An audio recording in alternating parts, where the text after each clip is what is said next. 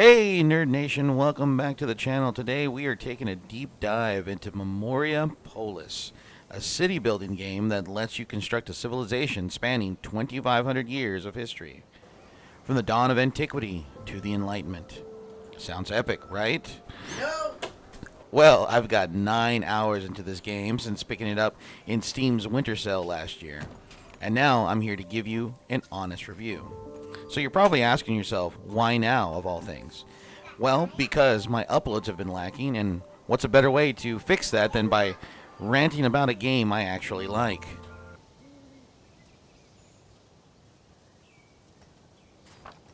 Now, let's take a look at the developer and some of the deep lore that involved with the development of this game. Now, Memoria Polis is developed and published by 5PM Studio. These are the same folks who now own the Architect Paris, or TAP.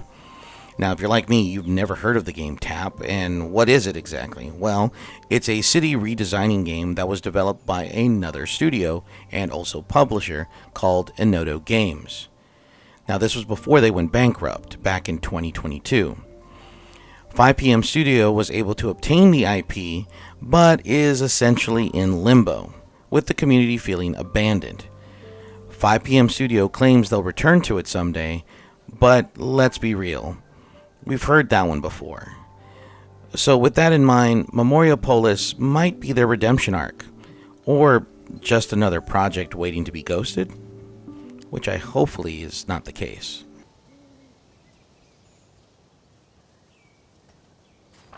Alright, so let's go ahead and talk about this game. Now, in terms of story, if you're looking for an in-depth narrative, this isn't the game for you. There's no grand storyline, just you, the mayor, ruler, governor, or whatever of a city destined to become the capital of capitals. You'll guide your settlement through the ages, managing resources, expanding borders, and making sure your people don't riot in the streets. Now, instead of characters or civilizations specifically, you get 6 factions that you can align with. One are the craftsmen.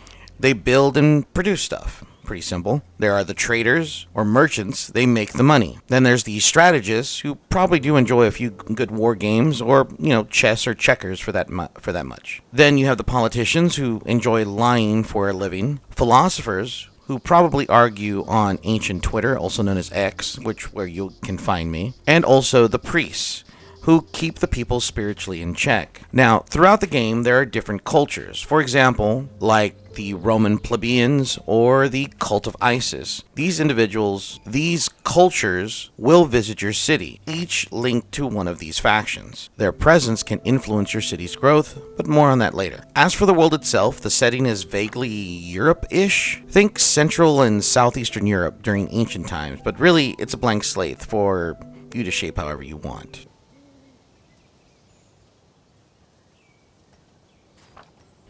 Now, the game starts off deceptively simple. You collect wood, stone, food, and expand. Easy, right? Nope. As time progresses, your citizens get fancy and start demanding processed materials like cut stone, bricks, tiles, iron, and even gold flakes.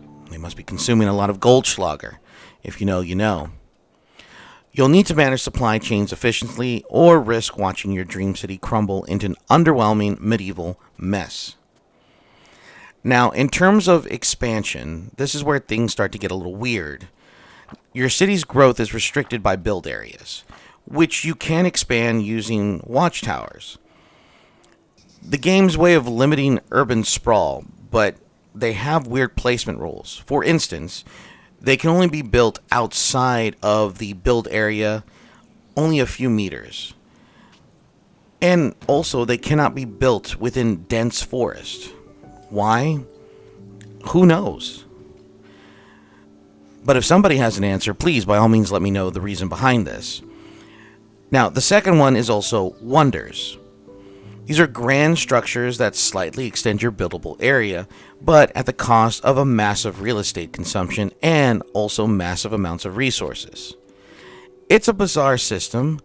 Why do I need watchtowers to claim more land? Shouldn't my people just move outward naturally? Now, going back to the factions, Each faction gains political power in your city based on your actions. You'll need merchants at 8 plus power to unlock trade routes, or 40 plus points in a faction to build certain wonders. This creates an interesting dynamic where you're always balancing influence to unlock new content.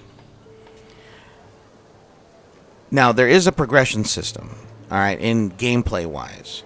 Now, the developers have recently added a new form of progress, but we'll talk about that in a second. Now, there is a progress system. You move through historical ages based on a timer, but recent updates have added an alternative system.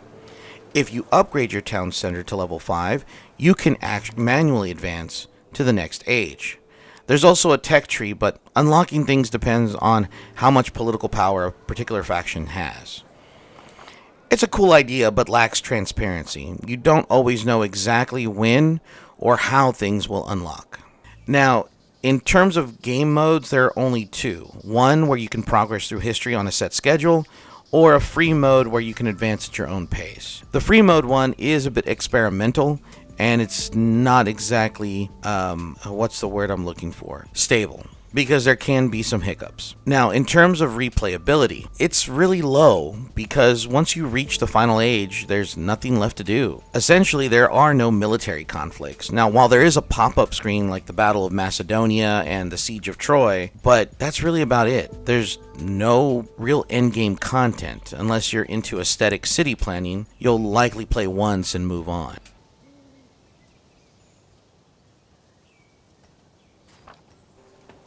Now, in terms of visuals and graphics, Memoria Polis is beautiful.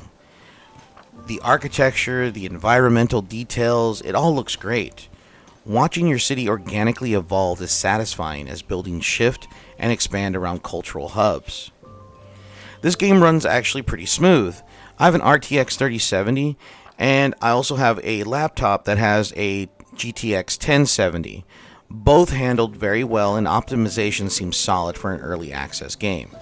Now, this is probably one of the bigger weak points, and it's a little petty, but the soundtrack. There's really one song, or there are multiple songs, but it sounds like different variations of the same song, and it just feels like it loops forever. It's something out of like Sim City, and it doesn't really fit the historical setting. Eventually what happens, I just muted it and played my own background music. Now, if you're expecting to hear some voices, you're not going to. There are none, zero, nada, not a deal breaker, but it's worth mentioning. So there's a lot of text that you're going to have to read. And remember, kids, reading is fundamental and also important.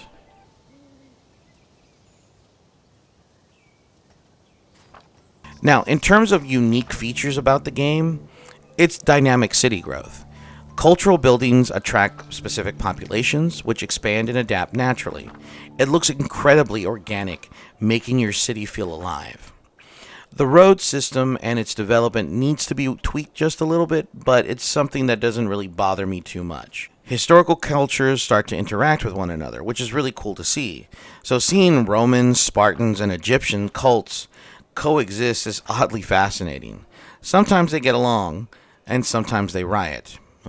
Your main job is to act like a substitute teacher.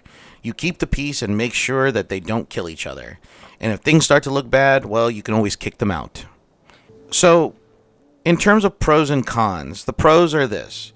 It has a unique city building mechanic. It's visually stunning. It's very relaxing, low-stress gameplay. And there's a responsive dev team that addresses bugs relatively quickly. In terms of cons, it's limited in replayability. Once you finish, there's really little reason to return. Its restrictive expansion system. Watchtowers feel arbitrary.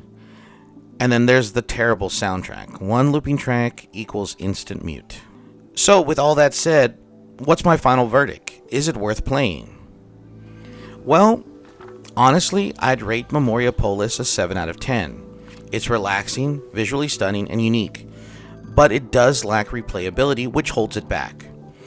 However, it's still in early access, so things could improve with future updates. Would I recommend this game? Yes and no.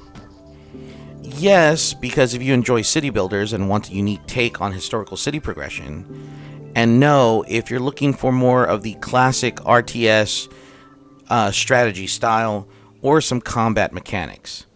This ain't it. Now, right now, the game sits at $24.99 American, which feels steep for early access, especially if you're on the fence. I would wait for it to go on sale. That's it, Nerd Nation. If you enjoyed the review, drop a like, comment, and subscribe for more gaming content. Let me know, have you played Memoria Polis? Would you give it a shot? Sound off in the comments. Until next time, stay nerdy, take care of each other, and I'll see you in the next one.